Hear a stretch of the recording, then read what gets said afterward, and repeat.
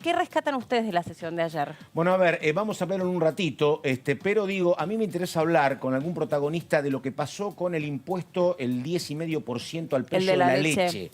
Yo lo que no sé es por qué el gobierno cambió, el gobierno había decretado un aumento del 10,5%, si porque influyó el acuerdo previo anunciado por Guzmán, que te da oxígeno, que te da respiro, si era un artículo que vos pusiste para negociar, ¿me entendés?, con los opositores. Eso suele pasar. Yo tengo que negociar con vos 20 puntos.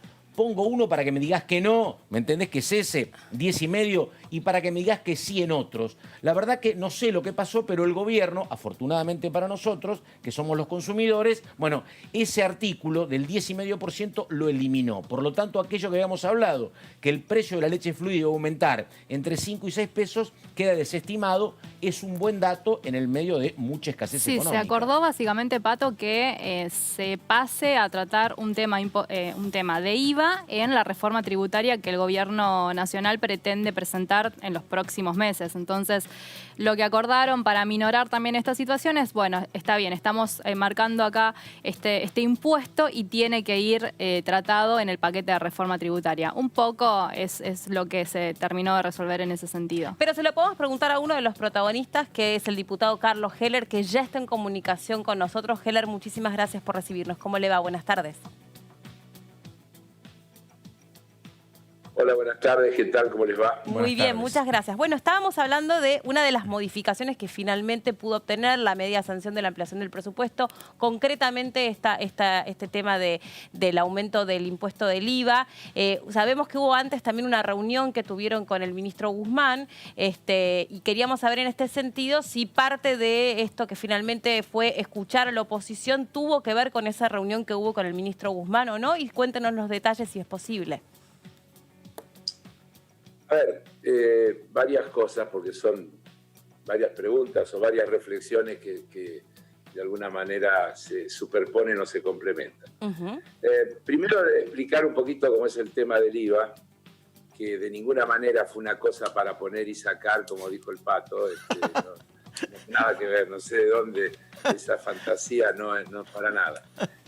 Con el IVA hay un problema que hay que entender primero cómo funciona. El IVA es un impuesto que se va trasladando entre los distintos componentes de la cadena de valor. Y cuando vos le suprimís el IVA al último, cosa que hizo Macri en el año pasado, cuando perdió las PASO, intentó tomar una medida política, supuestamente para que bajen los precios, y entre otras cosas eliminó el IVA a algunos productos, entre ellos la leche. No bajaron los precios, no hace falta muchos ejemplos para explicar que no bajaron los precios. Eso era hasta diciembre, además era una resolución que terminaba el 31 de diciembre, es decir, que el IVA se restablecía automáticamente en enero. Y el gobierno, el Ministerio de Economía, trató de resolver ahí una distorsión que había entre distintos IVAs de distintos tipos de leche, tratando de unificarlo en el 10.5, entendiendo que esto de ninguna manera le llegaba a los consumidores, porque el problema que existía con el IVA es que se iba trasladando en los distintos niveles, porque no está eximido el IVA en toda la cadena de producción de la leche, sino que está eximido el IVA al consumidor. Y entonces esto quedaba acumulado en el último eslabón, en el comerciante. Y el comerciante, en general, que lo que hace es tender a colocarlo en el precio. Claro. Y por lo tanto, no debería tener efecto en el precio que se le permita descargar el IVA o que no se le permita descargar el IVA. Pero como generó una polémica, en la reunión previa que tuvimos con el ministro Guzmán, él propuso que sacáramos el tema de la agenda y que lo hiciéramos anunciando además que no una reforma impositiva, porque yo creo que la reforma impositiva es una cosa más compleja y que habrá que imaginar probablemente como un tema para el año que viene, en una situación ya un poco más estabilizada, cuando hayamos dejado atrás el tema de la pandemia. Creo que ese será el momento de una discusión bien de fondo sobre el sistema impositivo argentino. Lo que él nos dijo es que Economía tenía previsto mandar una serie de cambios impositivos. No dio ningún detalle, y en los que iban a incluir el tema del IVA, que entonces prefería en este momento sacarlo de la agenda para que no fuera un obstáculo en la discusión. Claro. Diputado, Verónica Benaim lo saluda, buenas tardes. Aprovechando que estamos hablando del proyecto de ampliación presupuestaria, hay dos preguntas puntuales que quiero hacer al respecto. Hubo abstenciones y votos negativos por parte de algunos legisladores de la oposición, argumentando que había un ajuste de un 80% en lo que tenía que ver a las universidades públicas, o un déficit en la cuestión de educación, fue uno de los argumentos. Eso por un lado, preguntarle. Y por otro lado, el tema del transporte, el monto que se elevó para los subsidios al transporte, quería saber si habían sentido presiones de los gobernadores en este aspecto, porque era un problema, o es un problema que abarca a todas las provincias, indistinto al color político que tenga, digamos, ¿no? A ver, primero déjeme decirle una cosa de carácter general. Sí. Porque a veces el término presiones o cosas por el estilo. El Parlamento es eso, es un ámbito de discusión y de debate.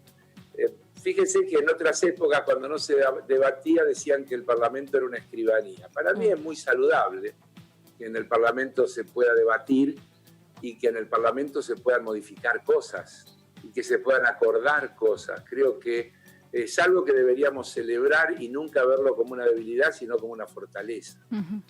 En ese marco, efectivamente, nosotros fuimos resolviendo algunas cosas. El tema del transporte, que efectivamente aparecía como un reclamo, yo diría, extendido para un conjunto de provincias que además estaban atravesando conflictos con el transporte en ese mismo momento. Fue un motivo de negociaciones y el monto incluso se fue ampliando varias veces durante esas negociaciones, porque las negociaciones tienen una terminal y esa terminal es el presupuesto final, que al mismo tiempo los que están pidiendo aumento de partidas están diciendo que están alarmados por el enorme déficit que el presupuesto tiene, producto de la brutal caída de la recaudación impositiva y del enorme aumento del gasto generado por toda la demanda que la pandemia ha generado, todas razonables. Entonces, como yo les decía ayer en un momento de la conversación a un grupo de legisladores y legisladoras, cada demanda tomada de manera individual casi con seguridad justa. El problema es qué haces cuando la sumás. Porque cuando la sumás y tenés que decidir de dónde se lo saca. Con las universidades pasó eso. Y en realidad yo creo que llegamos a un acuerdo. No estoy de acuerdo con lo que usted dice.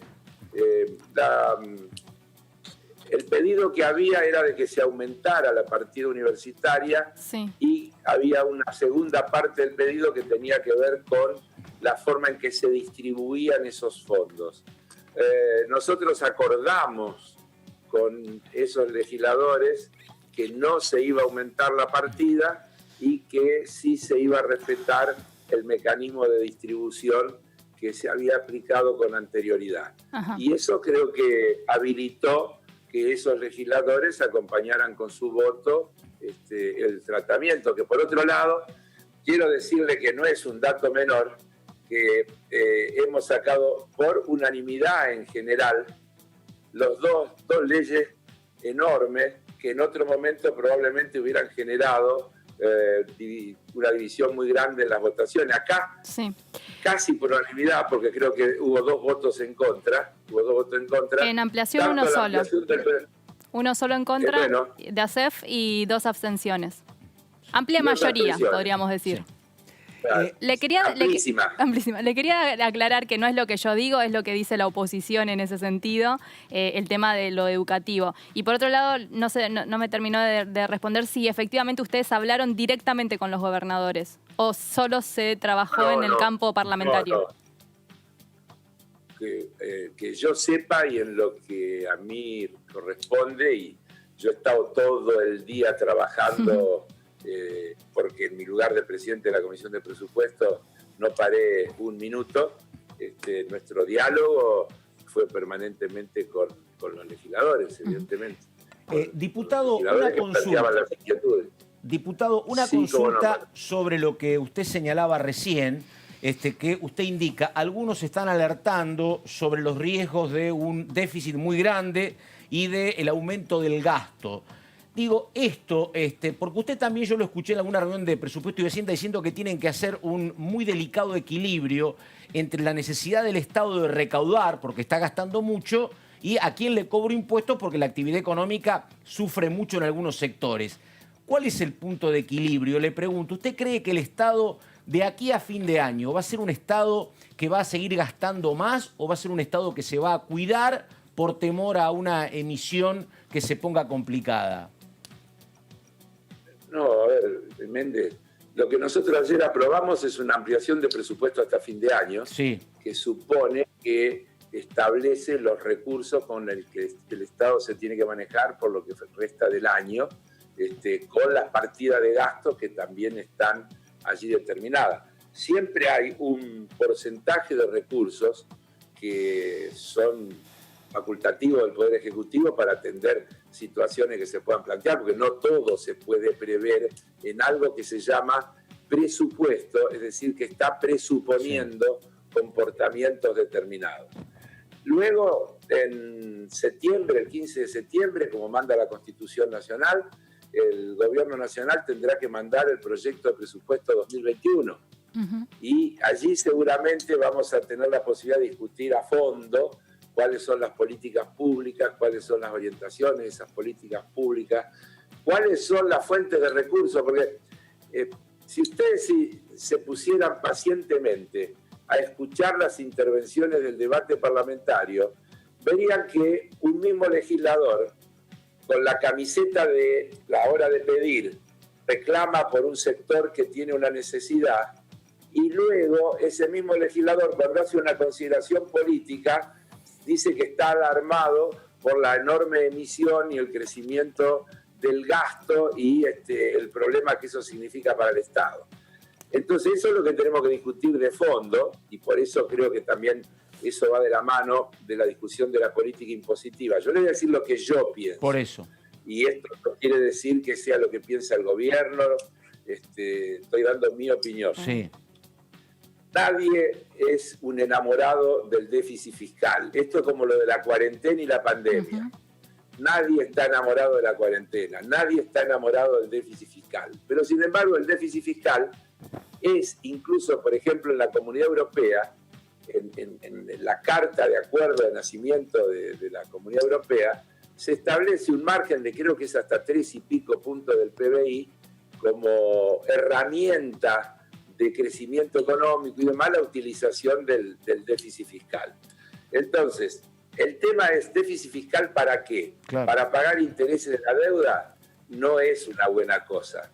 Déficit fiscal para ampliar capacidad productiva, que a la vez va a generar nuevos ingresos impositivos y demás, puede ser un camino interesante. Entonces hay que tener primero una visión estratégica del modelo de país al que queremos ir, qué tipo de actividades productivas se van a propiciar y se van a impulsar, y también cuál es la política impositiva que se va a llevar adelante. Lo interrumpo en ese punto concretamente porque hacia allí iba mi pregunta y me interesa su mirada personal como economista, más allá del cargo que le toca ocupar hoy en el Congreso como titular de la Comisión de Presupuesto. Ayer fue un día que usted lo señalaba como un día muy importante, donde coincidía el acuerdo con los bonistas extranjeros más la posibilidad de avanzar con la reestructuración de la deuda local.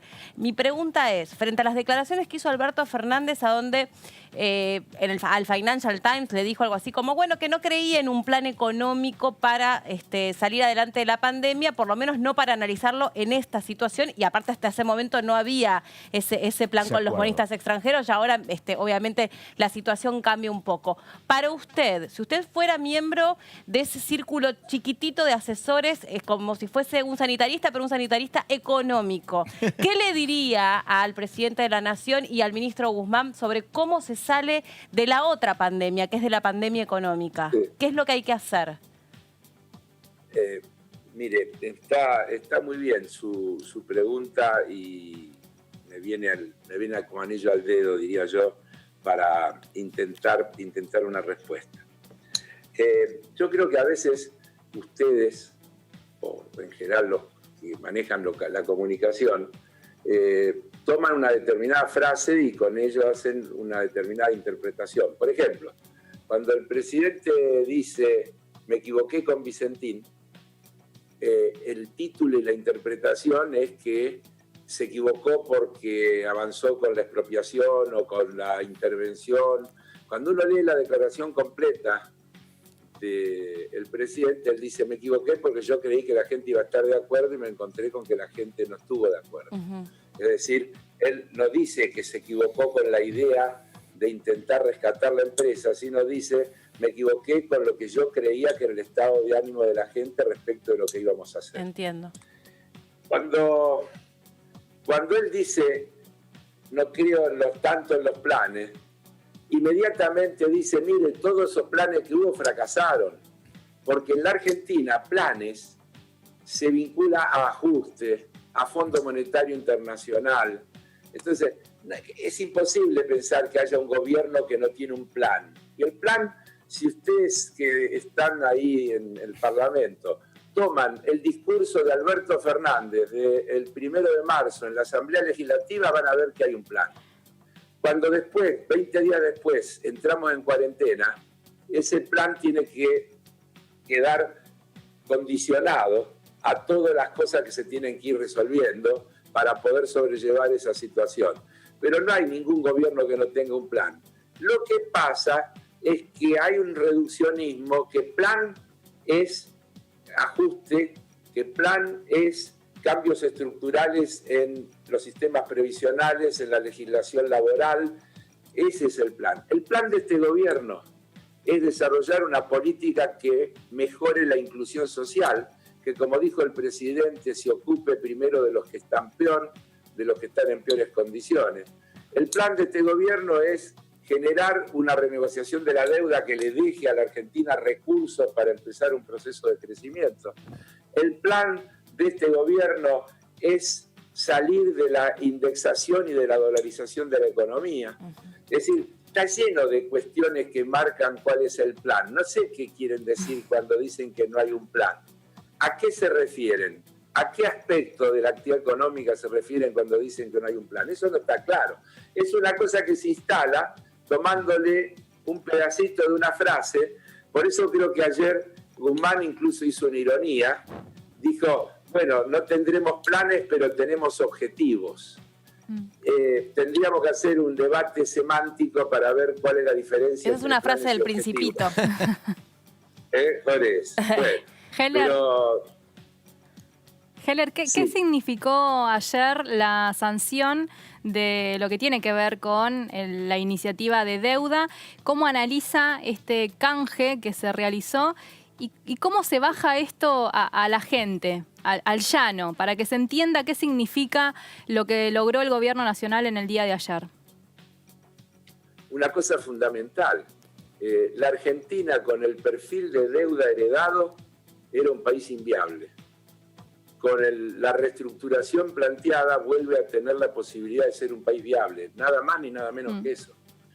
Usted piense simplemente que cuando sume los dos canjes, los de ley extranjera y los de ley nacional, se va a encontrar con una deuda donde la reestructuración sumada creo que son 50 y tantos mil millones de dólares menos que la Argentina tendrá que pagar en los próximos años. Y solamente en los primeros años, de acá al 2024, hay una reducción notable de los recursos que deberían volcarse a cumplir obligaciones que fueron programadas, parecería, por alguien que no tenía noción de lo que hacía, o quería dejarle a un futuro gobierno, en el caso de que perdiera, una trampa, porque ninguna posibilidad tenía la Argentina de pagar la deuda tal cual fue estructurada. Y si era el mejor equipo de los últimos 50 años, si estaba el Messi de la finanza manejando todo eso, la verdad que no se entiende cómo se pudo haber estructurado un derrotero, un flujo, unas obligaciones que están absolutamente fuera de cualquier posibilidad de pago. Mire, con el Fondo Monetario, que ahora hay que negociar, de acá al 2023 le tenemos que pagar 42.000 millones de dólares. ¿Usted cree que es posible? Es imposible. Eso solo se puede entender en el acuerdo ese que había político entre la dirección del Fondo Monetario y el gobierno de Macri, y hicieron un acuerdo que era más o menos así: si vos ganás, no hay problema porque lo refinanciamos y arreglamos. Claro. Y si vos perdés, a los que vienen los tenemos agarraditos porque van a tener que venir a negociar. Esta es la realidad, esa es mi lectura de la realidad. Sí. Carlos, y perdóneme, tuvimos 9 meses de negociación muy larga y tensa con los acreedores. Te está pidiendo que lo tutees. ¿Cómo no? Bueno, no, Carlos. Pero si me tutea, sí. No sé, porque acá ahora que está... Se hace el formal, se hace el formal el pato. No, pero no, Carlos, te pregunto. No, será porque yo estoy sin corbata, voy y me la pongo. Exactamente. No, Carlos, te pregunto, vos estás planteando lo que viene ahora, que es la negociación con el fondo, hablas de la deuda. Sí. Te pregunto, ¿la negociación que viene con el fondo va a ser tan peliaguda como la que hubo con los acreedores? ¿O crees que es otro el marco político que hay y a lo mejor es un poquito más sencilla? No sé, a ver, es distinta. Sí. Porque el fondo es un organismo. Sí. Y el fondo tiene un equipo ejecutivo, que son funcionarios, que son los que están a cargo de la gestión, pero luego tiene un directorio que son los países, son las naciones. Claro. Por otro lado, es una negociación. Claro. Con los fondos vos tenés un montón de fondos y tenés que negociar por separado. El fondo, yo creo que la actitud de enorme comprensión que mostró respecto de la negociación con los bonistas va a bajar algún grado de comprensión cuando se trate de la discusión de la negociación con ellos. Eso es lo que me imagino. Ojalá la directora del fondo siga diciendo que Argentina necesita un largo periodo sin pagos para poder recuperar su economía y que esto sea una cosa que se logre con facilidad. Con el fondo, además, la negociación es distinta, Pato. Sí. Porque la tasa de interés no es un problema, generalmente son tasas razonables, no sé bien cuál, pero tienden a ser bajas. No creo que ellos tampoco tengan problemas en rediscutir un flujo, porque no es un problema de liquidez el problema del fondo.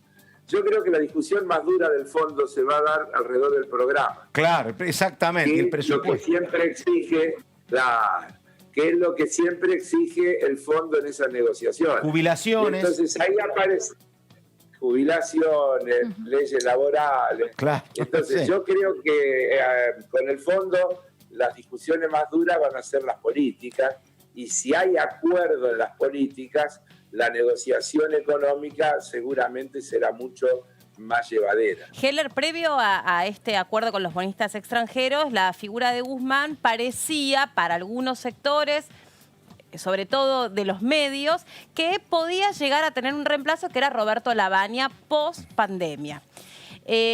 Más allá de la mirada que usted tenga respecto al ministro Guzmán y del acuerdo que haya logrado y de, bueno, incluso en su momento cuando fue seleccionado como ministro de Economía, también se hacía hincapié o especial hincapié con la relación que él podía tener con los organismos internacionales. Dicho esto, ¿cuál es su mirada si es posible que en algún momento Roberto Lavagna pueda integrar en el Ministerio de Economía desde algún lugar, independientemente de si ocupa concretamente el lugar de ministro, pero de algún lugar un poco más formal? ¿Es posible esto o es solamente una versión mediática?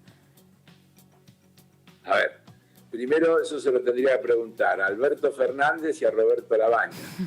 Obvio. Pero no tengo idea. Pero yo le voy a dar igual, no, es solo para hacer un pie de la introducción a la respuesta.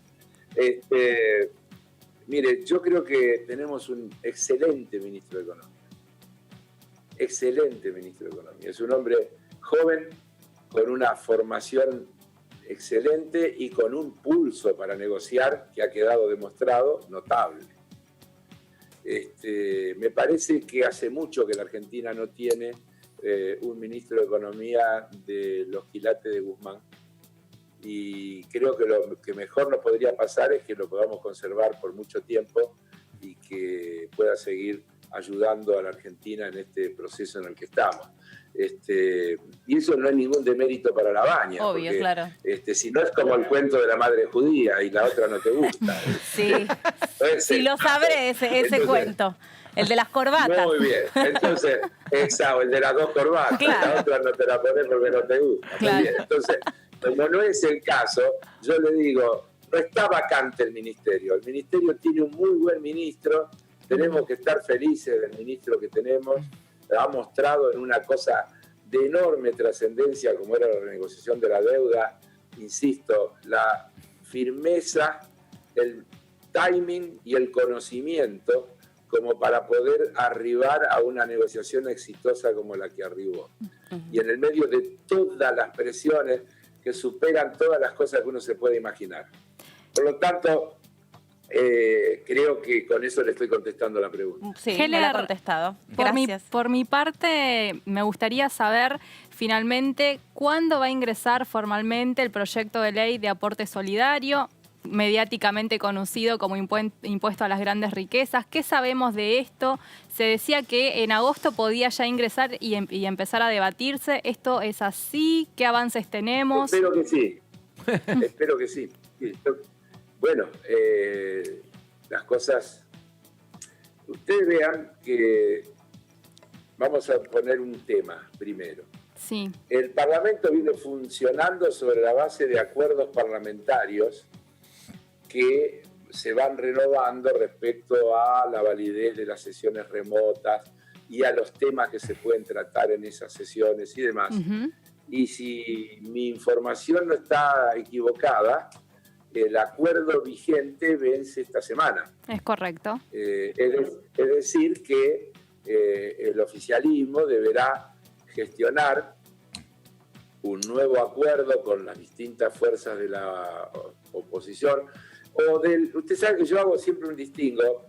Yo digo que a mí no me gusta decir oposición. Yo digo que hay oficialismo, oposición, y hay un sector o varios sectores que yo los llamaría no oficialismo. Claro. Pero que tampoco son oposición, porque tienen una actitud en la que en muchos casos acompañan las iniciativas del oficialismo y por lo tanto yo no los tengo por qué considerar a priori como oposición. El dialoguismo. Las condiciones en las que se acuerde la manera de continuar en el funcionamiento del Parlamento también marcan tiempos. Fíjese que incluso en la discusión de la moratoria, algún diputado de Fuerza por el Cambio, de Juntos por el Cambio, intentó cuestionar que se estaba tratando un tema no consensuado, cuando ignoró que el tema había sido acordado con el presidente de la República en la reunión que el presidente de la República tuvo con Juntos por el Cambio y les pidió que se trataran estas tres leyes. Entonces, ahí hay un delicado equilibrio. A mí me sobrepasa desde ese punto de vista porque no es esfera de mi incumbencia cotidiana o las cosas que yo me ocupo dentro de la Cámara. Pero que ingrese formalmente, por más que se haga el acuerdo o no se haga, digamos que no quita... O sea, el proyecto puede ingresar formalmente a la Cámara igual. ¿Y qué ganaríamos? Usted sabe la cantidad de los centenares, los miles de proyectos. No, al menos ya está dentro del Parlamento. Hay como algunas... Lo digo tranquila, está dentro. Mire, le voy a decir dos cosas. ¿Sabe qué pasa, Heller? Ella tiene que pagar el impuesto, Heller. Está preocupada por eso. Ella tiene que pagar. Ella paga, claro. Ese es el problema. Claro. Yo le voy a decir una yo cosa. le digo de lo que me pregunta la gente, ¿qué pasa con este impuesto? ¿No? Déjeme decirle tres cosas. Sí. Primero, yo quisiera estar entre los que tienen que pagar. Claro. Porque realmente si los que tienen que pagar se quejan, son bastante injustos. Segundo, nosotros ya hemos logrado un éxito fenomenal. esto cuando empezamos a hablar del tema era cuestionado por todos los lados. Hoy las encuestas de opinión, cuando se le pregunta a la gente, supera el 70%, es una de las cosas que tiene más adhesión y opinión favorable en la ciudadanía de nuestro país de que se avance con este proyecto. Sin duda. Y ese ya es el primer gran éxito de nuestra iniciativa. Porque el tiempo ha permitido que se vaya difundiendo bien, porque hubo distorsiones en la manera en que se explicó, algunos que aparecieron explicando sin tener en realidad la información de lo que se trataba, expresaron ideas individuales, pero finalmente quedó claro que va dirigido a un universo pequeño de 12.000 personas, que es por única vez, que tiene fines determinados específicos, etcétera, etcétera, etcétera. Por lo tanto, está muy maduro el proyecto, muy listo para ser presentado y efectivamente en nuestras conversaciones la idea es que pasados el tratamiento de estas leyes que tenían prioridad porque eran un pedido del Ejecutivo que las necesitaba y está a la vista porque las necesitaba, tanto la moratoria como la ampliación del presupuesto, como la de bonos bajo legislación nacional. Yo creo que vamos a estar seguramente en las próximas semanas, nuestro proyecto se va a estar presentando y lo vamos a estar tratando en la Comisión de Presupuesto y desde luego después irá al recinto cuando las autoridades crean que están dadas las condiciones para que vaya al recinto. Solo con giro en presupuesto sería. No es mi incumbencia determinar los giros, giro pero sí, el presidente de la Cámara. Sí. Pareciera que sí, pareciera que sí. Heller, le quiero hacer otra pregunta que tiene que ver con el ámbito del fútbol. A partir de, como hombre que ha pertenecido también al negocio del fútbol o al deporte, a partir del 10 de agosto vuelve ya se sonríe, vuelve el fútbol a poder entrenar. Todo el tiempo me sonreí, discúlpeme. Es verdad. La estoy pasando muy bien. Pero qué bueno, pero nosotros qué alegría. También la estamos pasando muy bien. Pero me alegro mucho.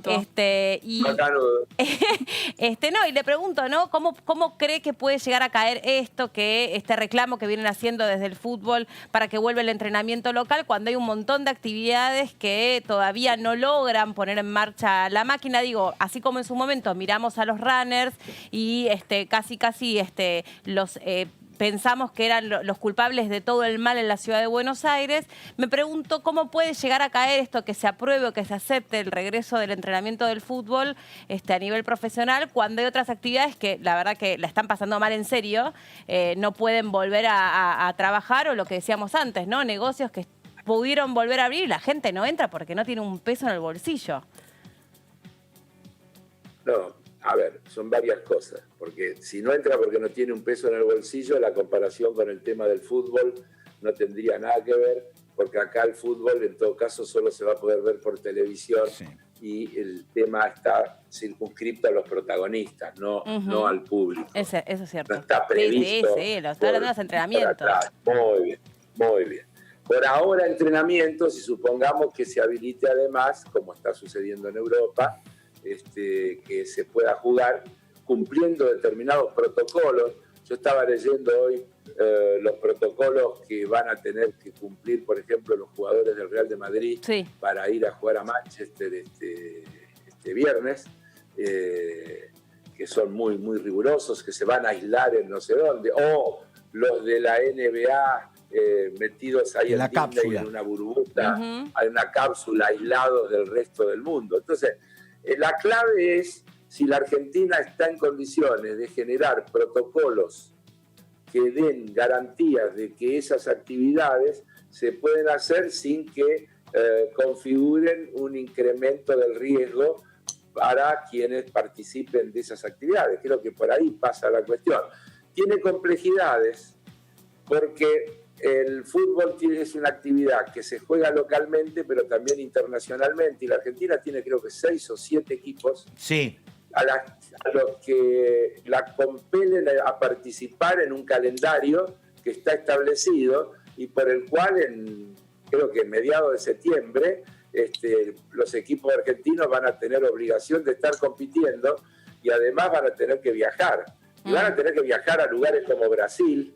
No sé cómo se va a resolver porque si van a Brasil, uno se imagina que cuando vuelvan tendrán que hacer 14 días de cuarentena. Claro. Sí. Por ejemplo. Es decir, hay que ver cómo se están discutiendo todas estas cuestiones. Y digo, por ahora lo único que se autorizó, que yo entendí que se autorizó, es un protocolo para comenzar a entrenar, Claro. que se supone está rodeado de las medidas, pequeños grupos, y una cantidad de controles previos de que Sí, nadie viene. lo mismo para los deportistas olímpicos. Así es. Entonces, si todo se hace como en muchas cosas, miren, si todo el mundo fuera capaz de cumplir con los protocolos y las normas de distanciamiento, del uso del barbijo, de lavarse las manos y demás, seguramente que podrían hacerse mucho más actividades que las que se hacen. Claro. Pero lamentablemente todos sabemos que no es así. Cuando después vemos fiestas donde cientos o miles de personas están, o playas, donde se abandonan todos los protocolos, evidentemente que hay una cierta indisciplina social que no contribuye a que se faciliten las actividades cuando el cuidado de la vida ocupa un lugar importante en las prioridades de las políticas públicas. Diputado, perdóneme, por mi parte la última. Usted ha hablado mucho como presidente de una comisión clave como Presupuesto y Hacienda con varios actores importantes de la oposición, básicamente gente del PRO, del radicalismo, de la coalición cívica. Dígame, sensación suya, ¿le parece que hay margen para que la oposición de Juntos por el Cambio diga, mirá, hay determinados temas que si no hay consenso no los tratamos de manera virtual, hasta que no volvemos a lo presencial, esos temas no? ¿O le parece que van a estar más flexibles? En ese sentido, le digo lo que usted ha percibido en estos días que han sido muy intensos de negociación justamente para la ampliación del presupuesto, por ejemplo. Mire, no, Pato, sobre eso creo que hay que hacer un matiz. A ver. Poner un matiz. Nosotros hemos estado discutiendo sobre puntos concretos. Sí. Y en esos puntos concretos hemos acordado no poner en el escenario otro tipo de cuestiones para facilitar que pudiéramos llegar a un acuerdo. Por ejemplo, si ayer en la discusión de la deuda el centro del debate era el origen de la deuda, claro, probablemente sí, eso hubiera conspirado contra el acuerdo. Entonces, si moderamos las caracterizaciones de las situaciones, estamos facilitando totalmente el camino para poder dialogar sobre lo que nos importaba acordar. Yo no creo, no me da la impresión que la actitud global de la oposición, si entendemos como oposición a Juntos por el Cambio, sea la de facilitar el funcionamiento del gobierno. Es decir, ellos, el tema del Parlamento y la insistencia en las reuniones presenciales y una cantidad de cosas, no se bajaron nunca, la han mantenido siempre. Por eso yo tengo la expectativa, decía antes, vence esta semana el acuerdo que está vigente. Incluso en el Senado creo que ya hubo una declaración de que no iban a querer renovar el acuerdo. Y eso también, si no se logran las dos cámaras, el Parlamento, si no funcionan las dos, es lo mismo que no funcione ninguna. Claro. Diputado Carlos Heller, muchísimas gracias por este contacto con nosotros, fue muy amable. Muchas gracias a ustedes.